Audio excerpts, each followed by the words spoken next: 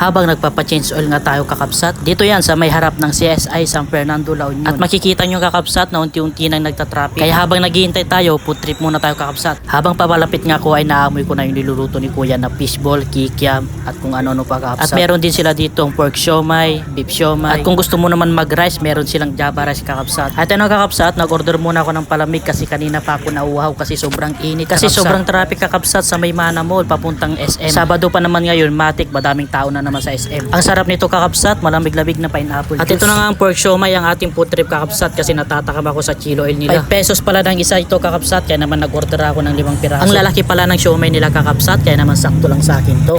At ayun na kakapsat, nakuha ko na yung aking order at lalagyan natin ito ng kalamansi. Maglalagay din tayo dito kakapsat ng toyo. At ito pala yung chilo oil nila kakapsat, tignan nyo naman, nakakatakam. Siyempre, dadamihan natin yung lagay natin kakapsat. Maglalagay na rin pala ako dyan ng maraming bawang kakapsat. Tara, let's go, food tripan na. Unang subo kakapsat para sa inyo.